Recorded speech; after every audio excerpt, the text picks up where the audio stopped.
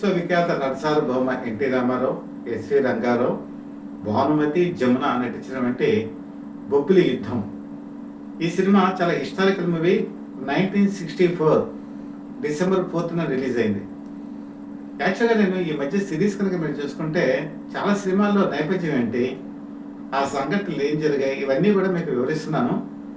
Cinema అందరూ చూసే ఉంటారు, కానీ వెనకాల ఆసక్తికరమైన విషయాలు తెలియచేయడానికి చాలా పరిశోధన చేయాల్సి వస్తుంది. చాలామంది వ్యక్తిగతంగా ఫోన్లు చేసి మాకు సినిమా రంగంలో ఉన్నటువంటి జర్నలిస్టు కానీ, కళాకారులు కానీ, ఈనాడు బతుకున్నటువంటి మేటితనం అనేటువంటి వాళ్ళందరినీ కూడా కాంటాక్ట్ చేసి వివరాలు సేకరించి మీ ముందు ఉంచుతున్నాను.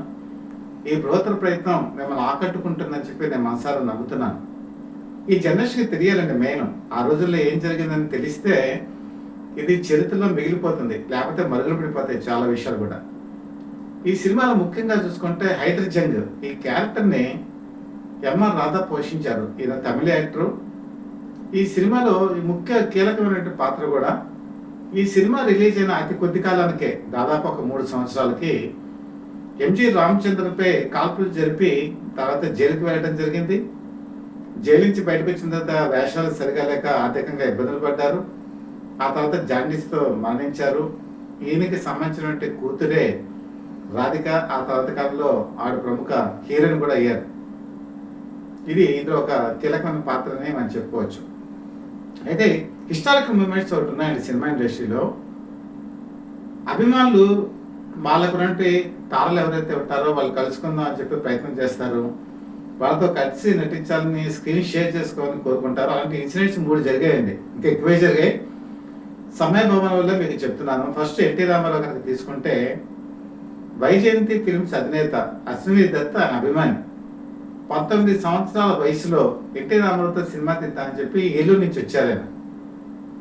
ఆయన చూస్తే చాలా కుర్రాడు, సినిమా తీస్తానంటున్నాడు, ఒకవేళ నష్టపోతాడేమో, సినిమా వ్యాహం మీద వచ్చాడేమో అని చెప్పి అనుమానంతో ఒక సినిమా తీసిన రా అని చెప్తే ఓ సీత కథ కె విశ్వనాథ్ డైరెక్షన్లో డైరెక్ట్ చేసి ఆ తర్వాత కాలంలో ఆయనతో ఎదురులేని మనిషి సినిమా తీశారాయన. తర్వాత ఇప్పటివరకు కూడా ఆయన సినిమా నిర్మాతగా కొనసాగుతున్నారు. ఇంకా 2 సూపర్ స్టార్ కృష్ణ. ఈ విషయంలోకి వచ్చేటప్పటికి నందిగం రామలింగేశ్వరరావుని ఆయన అభిమాని అనమాట. ఈయన కూడా ఏంటంటే ఈయనతో సినిమా తీద్దాము అని చెప్పేసి ఒక కోరికతో అప్పుడు మా మేకప్ చీఫ్గా ఉన్నట్టు మాధవరావు గారిని కన్సల్ట్ చేసి కాల్ షీట్లో ఎలాగైనా సరే సంపాదించి కిరాయి కొట్టుగడి సినిమా తీశారు. ఒక అభిమాని నిర్మాతగా మారినటువంటి సినిమా కూడా కిరాయి కొట్టుగడి. తర్వాత చాలా సినిమా తీశారనుకోండి, అది వేరే విషయం. మరి ఇక్కడికి వచ్చేప్పటికి ఈ విషయం అంతగా ఎందుకు చెప్తున్నానంటే, ఈ సినిమా డైరెక్టరు, ఒక రకంగా ప్రొడ్యూసరు, అలాగే ఈ సినిమాలో వెంకటరావు నాయుడు క్యారెక్టర్ చేసినటువంటి సీతారాం, చోడవరపు సీతారాం పూర్తి పేరు. ఈ సినిమా ఆయన ఎందుకు తీశారు అని చెప్పి అనుకుంటే, కేవలం జమునతో కలిసి నటించాను ఒక కోరికతో. ఎందుకంటే చిన్నప్పటి నుంచి కూడా ఆయనకి జమున అంటే చాలా ఇష్టం, జమున అంటే అభిమానం, వల్లమాలినటువంటి పిచ్చి. ఎలాగైనా సరే నటించాలి అనే కోరికతో ఈ సినిమాకి ఆయన ప్రొడ్యూసర్ కింద మారారు. అంతకుముందు కూడా ఆయన పెళ్లి సందడి అనే సినిమా అక్కినే నాగేశ్వరతో తీశారు. 1959లో అది రిలీజ్ అయింది. ఇంకా సెకండ్ సినిమా సత్యం శివం సుందరం అని చెప్పేసి తీశారు. అది సగంలో ఉండగా ఆగిపోయింది. ఇంకా ఏ సినిమా తీద్దాము అనుకున్నప్పుడు ఆ రోజుల్లో ప్రముఖ జర్నలిస్ట్ కాగడ శర్మ అని చెప్పి ఉండేవాళ్ళు. ఈయన మంచి మంచి ఆర్టికల్స్ రాస్తూ చాలా ఫేమస్. ఈయన ఏం చెప్పారంటే, బొబ్బిలి యుద్ధం సినిమా కనుక హిస్టారికల్ మూవీ ఇంతవరకు ఎవరు తీయలేదు, ఈ సినిమా కనుక తీస్తే బాగుంటుందని సలహా ఇవ్వడంతో అప్పుడు ఈయన ఈ సినిమా తీద్దామని ప్రయత్నం చేశారు. ఈ సినిమాలో వెంకటరావు నాయుడు క్యారెక్టర్కి ఆయనే ఎంచుకున్నారు, ఆయనే తనకు తానే ఎంచుకున్నారు అందులో. అయితే ఈ సినిమాకి స్వచ్ఛందంగా అక్కినే నాగేశ్వరరావు వచ్చారు, నేను ఈ క్యారెక్టర్ నేను చేస్తానని. కానీ ఆయన కోరిక బయట పెట్టారు, నేను జమునతో చేద్దాం అనుకుంటున్నానండి, ఒక్క కోరిక నాకు నెరవేర్చండి అంటే ఆయన కూడా స్వచ్ఛందంగా పక్కకి తప్పుకున్నారు. ఈయన జమున కాల్ షీట్లు సంపాదించడానికి చాలా కష్టపడ్డారండి. ఆ దగ్గరికి వెళ్ళి పలుమార్లు రిక్వెస్ట్ చేసుకున్నారు, ఆవిడ ముందు అంగీకరించలేదు. అయినా సరే అతను అభిమానం చూసి చలించిపోయి ఈ సినిమాలో నటించడానికి ఆవిడ ఒప్పుకున్నారు. ఆ విధంగా ఈ సినిమా తీయడం జరిగిందండి. అంటే ఒక అభిమాని తన కోరిక నెరవేర్చుకోవడానికి బొబ్బిలి యుద్ధం తీశారంటే మీరు నమ్ముతారా? ఇది నిజం కూడా. ఇందులో అసలు ఇన్ని పడినటువంటి కష్టాలు, ఇబ్బందులు కూడా మనం చూసుకుంటే, ఈయన ఒక సామాన్య మధ్యతరగతి కుటుంబం నుంచి వచ్చారు. మచిలీపట్నంలో ఈయన ఒక చిన్న పల్లెటూరులో ఉండేవాళ్ళు. డిగ్రీ చదువుతుండగా తండ్రి చనిపోవడం జరిగింది.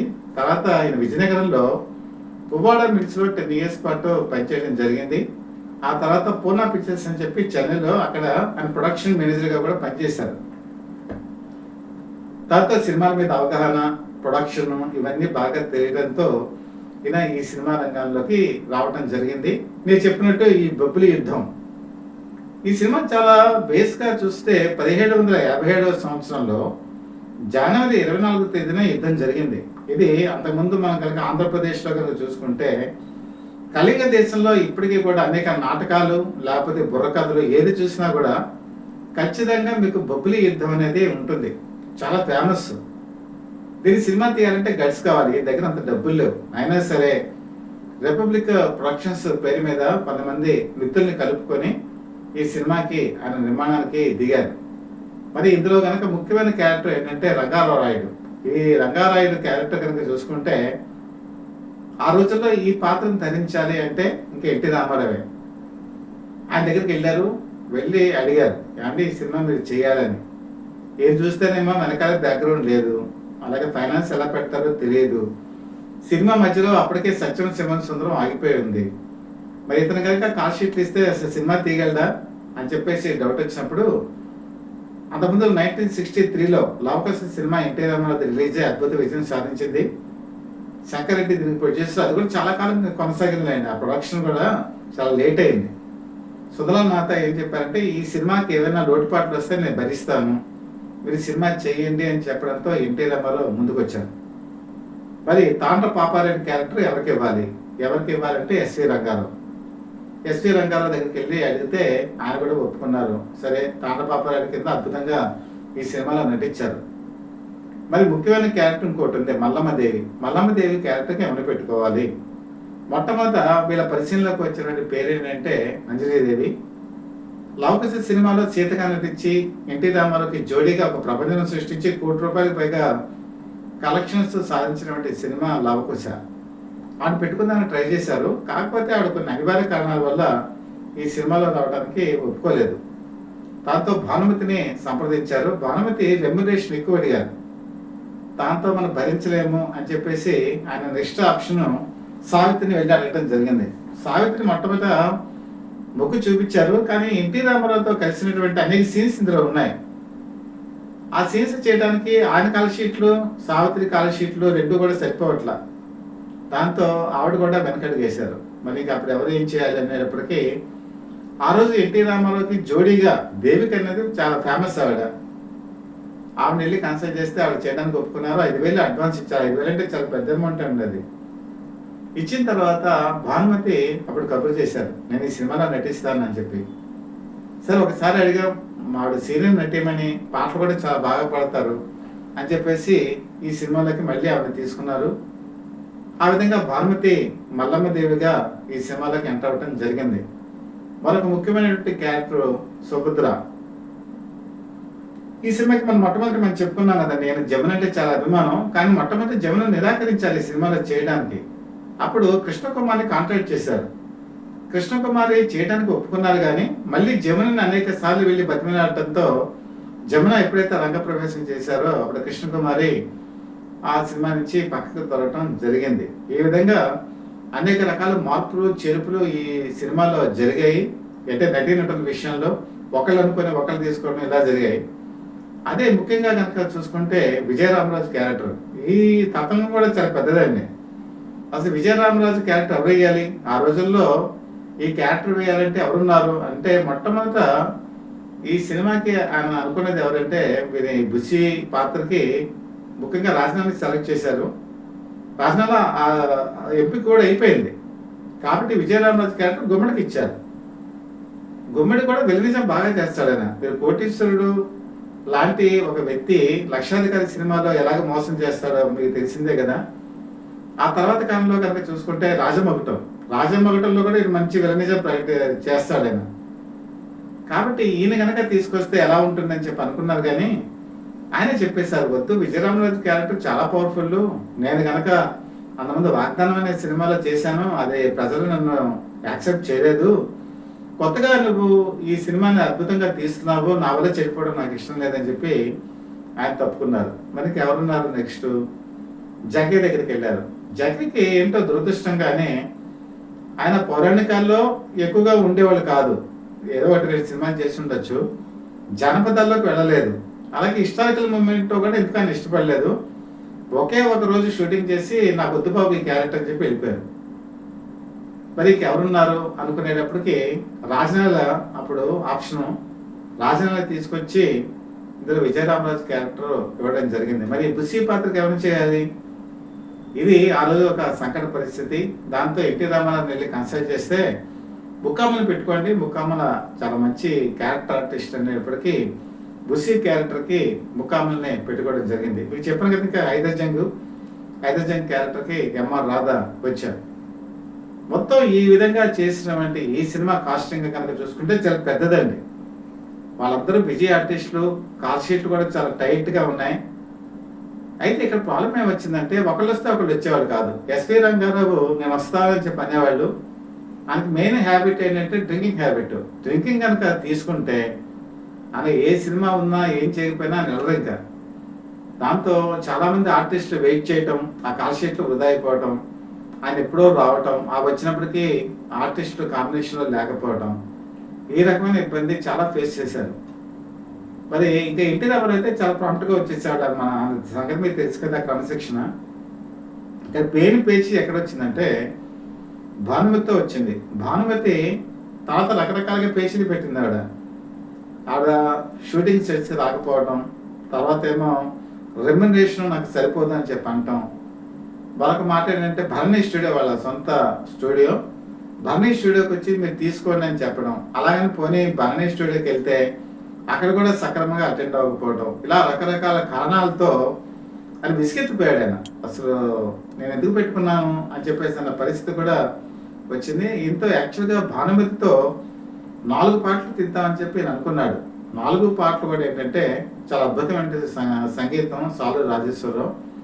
మీకు బాగా గుర్తునే ఉంటుంది, శ్రీకర కరుణాల వాళ్ళ అంటే ఒక పాట ఉంది కదా, వేణుగోపాల్ అనే పాట ఉంది కదా, ఆ పాట చాలా అద్భుతమైన సాంగ్ భానుమతి పాడారు. అలాగే ఆవిడ చేత 4 అనుకునే పాటలు చివరికి 2 పాటలకు మాత్రమే సరిపెట్టేశారు. ఆ విధంగా ఆ పాత్ర అక్కడ పాటలు కొద్దిగా తగ్గించడం జరిగింది.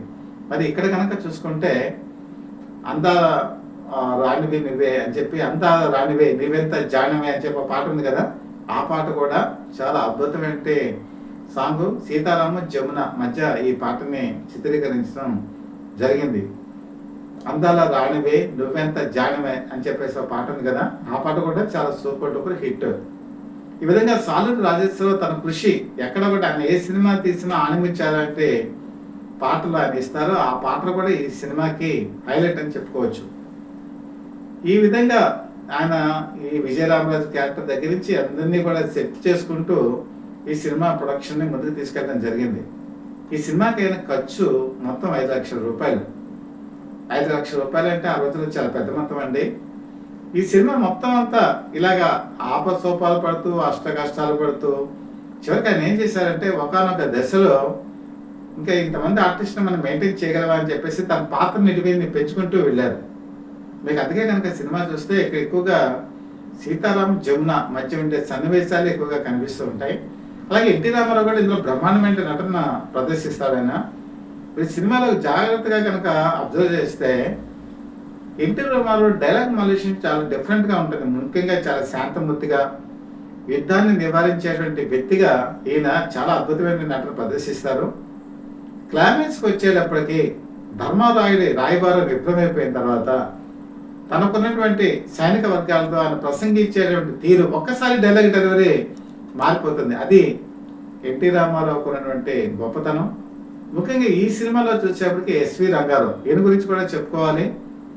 తాండ్ర పాపారాయుడు క్యారెక్టర్ని అద్భుతంగా పోషించారు. అని వచ్చింది తక్కువైనా ఉన్నంత నటన మాత్రం అద్భుతంగా చేస్తారు. ముఖ్యంగా ఎప్పుడు కూడా ఎన్టీ రామారావు, ఎస్వి రంగారావు చాలా సినిమాల్లో కనుక చూసుకుంటే ప్రతికూల వర్గాలుగా ఉంటాయి. ఇప్పుడు గుండమ్మ కథ అంటే తండ్రి కొడుకు అనుకోండి, అది వేరే విషయం. ఆయన మరి దుర్యోధనుడు అయితే ఈయనేమో కృష్ణుడు, ఇలా ఉంటారు వాళ్ళ క్యారెక్టర్స్. కానీ ఇక్కడైతే బాబా బహుమతులుగా ఇద్దరు కలిసి ఒకే పక్షాన ఉండేటువంటి సన్నివేశాలు, వాళ్ళిద్దరు కాంబినేషన్లో వచ్చేటువంటి డైలాగ్ డెలివరీ చాలా అద్భుతం. కేవలం వీళ్ళ నటన చూడటానికే బొబ్బిలి యుద్ధం సినిమా చూడాలి. కాకపోతే అప్పట్లో ఈ సినిమా 2 వారాల్లో 5 లక్షల రూపాయలు కలెక్షన్ వచ్చేసింది, కానీ రన్ మాత్రం కిల్ అయింది. కారణం ఏంటంటే ఈ సినిమాలో యుద్ధ సన్నివేశాలు, మెయిన్గా బొబ్బిలి యుద్ధం అనేటప్పటికీ యుద్ధ సన్నివేశాలని చాలా భారీగా తీయవలసినటువంటి క్లైమాక్స్లో సీతారామ ఆ విషయంలో తీలేపారు. కారణం ఏంటంటే డబ్బులు బాగా ఖర్చు అయిపోవడం, తర్వాత ఆయనకు భయం వేసింది. ఈ సినిమా రిలీజ్ అయిన తర్వాత ఆడుతుందా లేకపోతే ఆడకపోతే నా పరిస్థితి ఏంటి అని ఒక భయం. ఇవన్నీ కారణాలతో ఆ యుద్ధ సన్నివేశాలను ఎక్కువగా చిత్రీకరించలేపారు. కాకపోతే ఒకటి, ఈ సినిమా రిలీజ్ చేసే ముందు నవేగా వాళ్ళు తీసుకున్నారు, వాళ్ళు అడిగారు కూడా యుద్ధ సన్నివేశాలు కొంచెం పెంచితే బాగుంటుంది, మరి ఒకసారి ఆలోచించాను అంటే సీతారాం అయితే చేతులు ఎత్తేసారు. నా వల్ల అవ్వదు, నేను ఇక తీయలేనని చెప్పేసి ఆయన ఆగిపోవాల్సి వచ్చింది. చూడండి, ఆయన ఒక పువ్వాడ మిల్స్లో 10 సంవత్సరాలు పనిచేసి, తర్వాత పూర్ణ పిక్చర్స్లో పనిచేసి, ఒక సామాన్య మధ్యతరగతి కుటుంబం నుంచి వచ్చిన వ్యక్తి తనకు అభిమానం పెట్టి పక్కన నటించాలనేటువంటి కోరికతో బొబ్బిలి తను తీసి, ఆయన కొంచెం ఫైనాన్షియల్గా కనుక సౌండ్గా ఉన్నట్టే ఈ సినిమా ఇంకా సూపర్ డూపర్ హిట్ అయ్యేది యుద్ధ సన్నివేశాలు కనుక తీసినట్టయితే. ముఖ్యంగా ఈ సినిమాలో కనుక చూసుకుంటే ప్రతి ఒక్కరు చాలా అద్భుతంగా చేస్తారు. ఒకరు చేయలేదు, ఒకరు చేశారు అని చెప్పడం మాత్రం చాలా అసందర్భం. ప్రతి క్యారెక్టర్ కూడా మంచి టైమింగ్తో నటన ఉంటుంది. అలాగే ఇక్కడ కనుక చూసుకుంటే ఈ సినిమా అసలు చారిత్రక నేపథ్యం ఏంటి అని చెప్పి అనుకుంటే, విజయనగరం సంస్థానానికి 72 పరగణాలు, బొబ్బిలి సంస్థానానికి 22 పరగణాలు, మొత్తం 94 పరగణాలు. ఈ 94 పరగణాల్లో యాక్చువల్గా బొబ్బిలి స్వతంత్రంగా ఉంది. ఎందుకంటే మొఘల్కి సంబంధించినటువంటి షేర్ ఖాన్ ఒకనొక టైంలో వీళ్ళ వల్ల హెల్ప్ పొంది దీన్ని స్వతంత్రంగా వాళ్ళకి ఇవ్వటం జరిగింది. అది యాక్చువల్గా హిస్టారికల్గా ఉన్నటువంటిదే. కాకపోతే ఈ విజయనగరానికి బొబ్బిలికి మధ్య ఎక్కువ తగాదాలు ఎక్కడ వచ్చేవంటే ఈ వాటర్ గురించి షేరింగ్లో బాగా ఇబ్బందులు వచ్చేవి. ముఖ్యంగా ఈ రాజనాల క్యారెక్టర్, విజయరామరాజు క్యారెక్టర్ ఫ్రెండ్లీగా వచ్చి అక్కడ కోళ్ల పందాల దగ్గర, మల్ల యుద్ధంలోనూ ఎక్కడైతే డిస్ప్యూట్స్ వచ్చాయో ఆ డిస్ప్యూట్స్ని మనసులో పెట్టుకొని బొబ్బిలిని మట్టి కోటని దెబ్బ చేయాలని చెప్పేసి ఒక వాంఛ అనుకోవచ్చు, పగ అనుకోవచ్చు, ప్రతీకారం అనుకోవచ్చు. ఆ రాజమండ్రిలో విడుదల చేసినటువంటి బుచ్చి దొరకు వెళ్ళి రెచ్చగొట్టి వీళ్ళ కప్పం కట్టించాలని చెప్పేసి చేసే ప్రయత్నమే ఈ యుద్ధానికి దారితీస్తుంది. బహుశా ఇప్పుడు ఉన్నటువంటి వాళ్ళకి ఈ క్లైమాక్స్కి వచ్చేప్పటికి అసలు యుద్ధం సన్నివేశాలు కనుక చూసుకుంటే అసలు ఎంతమంది సైనికులు ఉన్నారు అని చెప్పి అనుకుంటే, విజయనగరం విజయరామరాజు దగ్గర నుంచి వచ్చే సైన్యం, ఫ్రెంచి వీళ్ళ దగ్గర నుంచి వచ్చే సైన్యం మొత్తం కూడా కంబైన్డ్గా ఉండి సైన్యం మొత్తం 11,000 మంది. కానీ ఇక్కడ బొబ్బిలి కోటలో ఉండేటువంటి సైనికులు 450 మంది. అయితే వీళ్ళు ఏమనుకుంటారంటే రాజాం దగ్గర నుంచి వచ్చేటువంటి బుస్సి అక్కడి నుంచి వస్తారు, అక్కడ సైన్యాన్ని కనుక అడ్డుకుంటే బొబ్బిలి కాపాడబడుతుందని చెప్పేసి తాండపాపారాయుడు రాజం దగ్గర స్టే చేయడం జరుగుతుంది. దాంతో రంగారాయుడు ఏం చేస్తారంటే తన దగ్గర ఉన్న 450 మంది సైనికుల్లో 200 మంది సైనికుల్ని అక్కడ పంపిస్తారు, ఎక్కడికి, రాజాంకి. దాంతో రాజాంలో వాళ్ళు వెళ్ళిపోతే ఇక్కడ ఉన్నది 250 మందే. తెల్లవారుజామున 4 గంటలకి కరెక్ట్గా జనవరి 24, 1757 సంవత్సరం ఈ ఫ్రెంచి విజయరామరాజు కంబైన్డ్ ఫోర్సెస్ ఆ కోటని అటాక్ చేయడం జరిగింది. 4 గంటలకి వాళ్ళు అటాక్ చేయడం మొదలు పెడితే 11 గంటల వరకు వాళ్ళ మట్టి కోటను కూడా ఏమాత్రం కదల్చలేపారు. ముఖ్యంగా నేను చెప్పాను కదా, ఇక్కడ సైనికులు ఉన్నది 250 మంది. 250 మంది పూర్తిగా చనిపోయారు ఈ యుద్ధంలో. ఆడవాళ్ళు అయితే వాళ్ళు జోహాల అనగట్టుగా అగ్నిలో దూకి పూర్తిగా మరణించడం జరిగింది. రంగారాయుడు వాళ్ళ వారసుడిని మాత్రం పెద్దాపురానికి సేఫ్గా పంపించడం జరుగుతుంది. సో వాళ్ళ వంశమే ఇప్పటికి ఉన్నటువంటి బొబ్బిలి వంశం. ఆయన తప్ప ఇంకెవరు కూడా అక్కడ బతకడానికి అవకాశమే లేదు. కాకపోతే ఈ యుద్ధంలో సాధ్యమైనటువంటి విషయం ఏంటంటే ఈ ఫ్రెంచి సైన్యం విజయరామరాజు సైన్యంలో కలిపి మొత్తం 4 నుంచి 5,000 మంది చనిపోయారని అనేక పుస్తకాల్లో పేర్కొన్నారు. ఒక్కొక్క పుస్తకంలో ఒక్కొక్క రకంగా ఉంది. కానీ మొత్తానికి కనుక టోటల్గా బుక్స్ కనుక మనం చూసుకుంటే 4,000 నుంచి 5,000 మంది సైనికులు చనిపోయారంటే అంత ప్రాణ నష్టం ఈ 250 మంది సైనికులు చేయగలిగారు అని చెప్పి చాలా గొప్ప విషయం అది. ఎందుకంటే వాళ్ళ దగ్గర తుపాకులు ఉన్నాయి, ఫిరంగులు ఉన్నాయి, అత్యాధునిక ఆయుధాలు ఉన్నాయి. అయినా సరే వీళ్ళ దగ్గర ఉన్నటువంటి ఆయుధాలతోనే అంత ప్రాణ నష్టం చేయటం అనేది ఆ రోజు హిస్టారికల్ మూమెంట్. అప్పుడు కూడా 11 గంటల ఇప్పుడు కూడా కోటను వాళ్ళు ఏమి ఛేదించలేపారు. చివరికి ఫిరంగులు ఉపయోగించి చాలా దూరం నుంచి ఫిరంగులు పేల్చడం వల్ల ఆ కోట గోడల్ని పగొట్టడం, లోపలికి ఎంటర్ అవ్వటం ఈ విధంగా జరిగిందండి. లేకపోతే బొబ్బిలి యుద్ధం చాలా వీరరసంతో కూడుకుంటుంది. ప్రతి ఒక్కరు కూడా పోరాటం జరిగింది. ఇది చరిత్రలో కూడా ఎప్పటికీ కూడా మిగిల్చుతుంది అనమాట. అంత గొప్ప పోరాట పటిమ గల యుద్ధం అనమాట.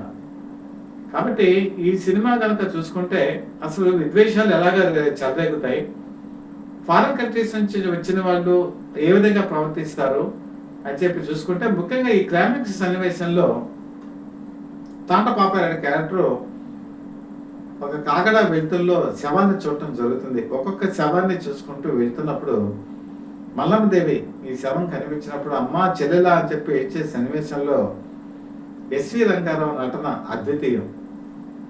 తర్వాత ఆయన బుస్సి ఏం చేస్తారంటే, బుస్సికి డౌటు ఏదైనా సరే ఒక అవాంఛనీయమైన సంఘటన జరుగుతుందని ఈ బొబ్బిలికోట మొత్తం కూడా స్మాష్ అయిపోయిన తర్వాత ఆయన ఏం చేశారంటే అక్కడ విడిది చేయకుండా కొంచెం దూరంలో క్యాంప్ పెట్టుకోవడం జరిగింది.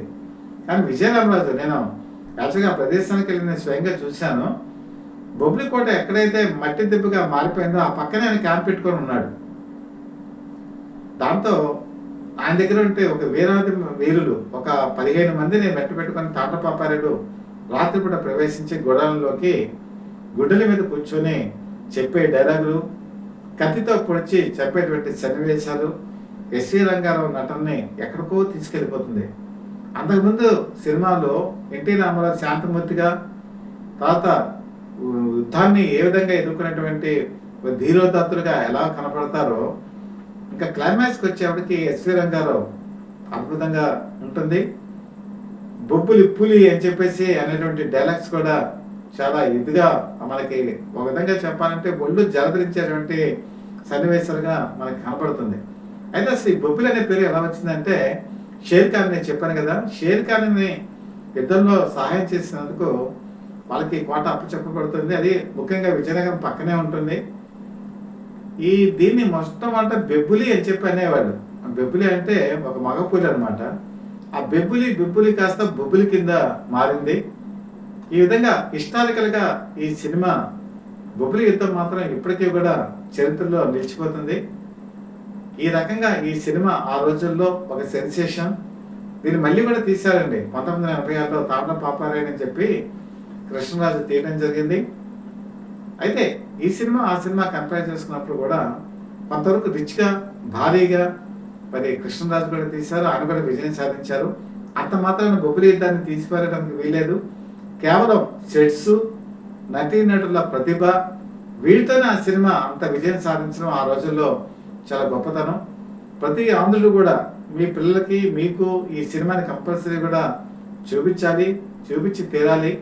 చరిత్ర అనేది ఎప్పటికీ కూడా మనకి నిలిచిపోతుంది. అందులో ఏ తప్పులు చేయాలి, ఏ తప్పులు చేయకూడదు, రాజ్యాకాంక్ష ఏ విధంగా ఉంటుంది, చివరికి అది ఎలా మనుషుల్ని బలి తీసుకుంటుంది, ఇదంతా కూడా ఈ సినిమాలో మనకి కళ్ళకు కట్టినట్టు కనబడుతుంది. ముఖ్యంగా చోడవరపు సీతారాం, ఈయన ఈ సినిమా తీసిన తర్వాత రక్త సింధూరం అని చెప్పేసి ఇంకో సినిమా కూడా తీశారు. అది జానపదం, సోమబాబుతో తీశారు. కానీ ఆ సినిమా మనకి చాలా నష్టాన్ని మిగిల్చింది. అంటే ఒక విధంగా బాగా నష్టపోయారు కూడా. ఆ తర్వాత కాలంలో ఆయన సినిమా రంగానికి దూరం అయ్యారు. ఒకవేళ కనుక ఆ సినిమాని కనుక సక్సెస్ అయ్యి ఉంటే ఆయన ఇంకెన్ని మంచి సినిమాలు తీసేవాళ్ళు. అది ఒకటి మాత్రం చెప్పుకోవాలండి, చోడవరపు సీతారాం ఒక సామాన్య మధ్యతరగతి కుటుంబం నుంచి వచ్చి ఒక మేనేజర్గా పనిచేస్తూ ఈ సినిమాలో ఆయన చూపించినటువంటి నటన కూడా చాలా అద్భుతంగా ఉంటుందండి. డైరెక్టరీ బాగుంటుంది, తర్వాత ఆవేశం బాగుంటుంది, అలాగే ఆయన చూపించే నటన కూడా అద్వితీయంగా ఉంటుంది. తీసి పారేదగ్గ వ్యక్తి మాత్రం కాదు, కానీ అలాంటి వ్యక్తి వెలుగులోకి రాకపోవడం మాత్రం చాలా శోచనీయం. ఏదైనా ఇది మాత్రం ఈ సినిమా అజరామరం ఆంధ్ర గుండెల్లో ఎప్పుడో కూడా చిరస్థాయిగా నిలిచిపోతుంది.